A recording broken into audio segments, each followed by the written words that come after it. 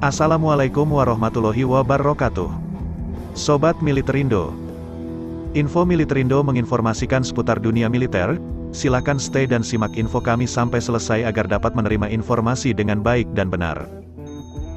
Jangan lupa dukung terus channel kami dengan cara like, subscribe dan tekan tombol lonceng agar tak ketinggalan informasi terbaru kami.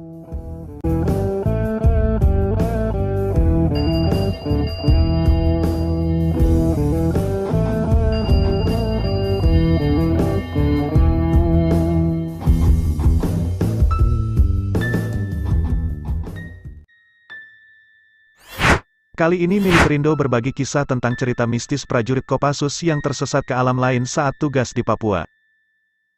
Komando Pasukan Khusus, Kopassus, adalah pasukan elit TNI AD yang disegani oleh militer di banyak negara.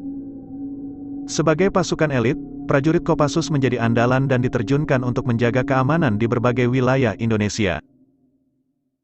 Oleh karena itu, tidak aneh jika seorang prajurit Kopassus memiliki pengalaman dan kisah-kisah yang menarik selama penugasannya, seperti yang dialami oleh Selvanus, bukan nama sebenarnya, seorang prajurit Kopassus yang sempat bertugas di Papua. Kisah itu diceritakan dalam buku Kopassus untuk Indonesia, karangan Iwan Santosa dan E. Anatanegara. Dilansir dari buku Kopassus untuk Indonesia, karangan Iwan Santosa dan E. Anatanegara, kisah itu terjadi saat Selvanus ditempatkan sebagai komandan pos di Timika yang sangat rawan karena keberadaan kelompok separatis Organisasi Papua Merdeka, OPM.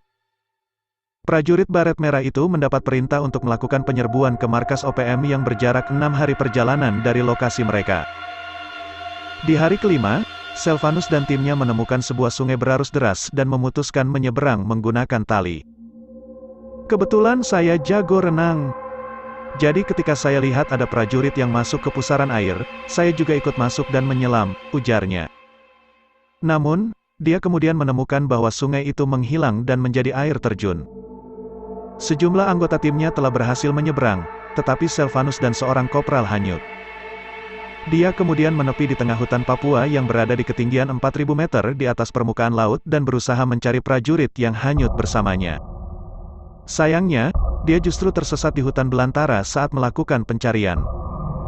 Di kepala saya harus mencari arah ke Timika untuk melapor ke komandan dan melanjutkan mencari anak buah yang hilang, tuturnya. Di hari ke-6, Selvanus sudah hampir kehilangan kesadaran. Dengan semua perlengkapan, termasuk sepatunya hanyut, Selvanus mulai berhalusinasi. Hari ke-6 itu saya sudah melihat alam lain. Saya mulai mengobrol dan berkomunikasi. Mungkin itu hanya halusinasi saja, ujarnya. Anehnya, dalam kondisi itu, Selvanus masih dapat terus berjalan, bahkan sampai hari ke-11. Dia bahkan berhasil menyeberangi sungai selebar 200 meter dan mencapai Timika. Dia ditemukan oleh warga setelah hilang di hutan selama 18 hari.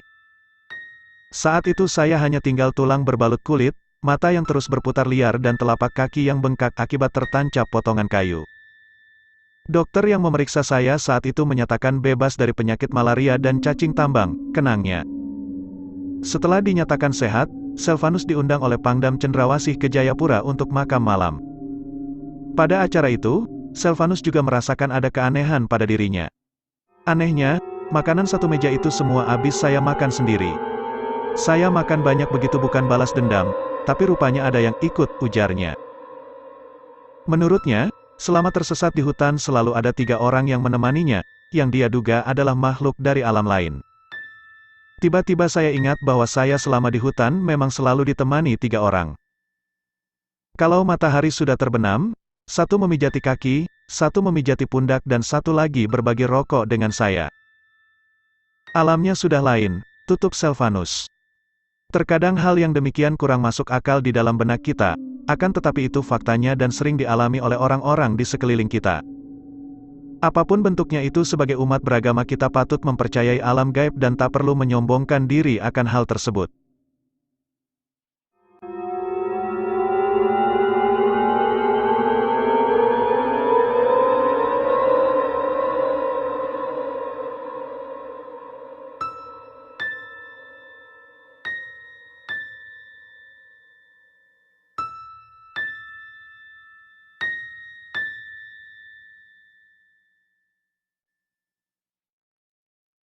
Sekian info Militerindo yang dapat kami sampaikan.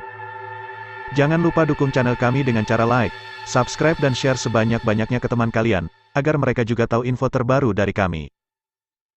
Terima kasih sudah menyimak sampai selesai, sampai ketemu di info dan kisah selanjutnya. Dan akhirnya, wassalamualaikum warahmatullahi wabarakatuh.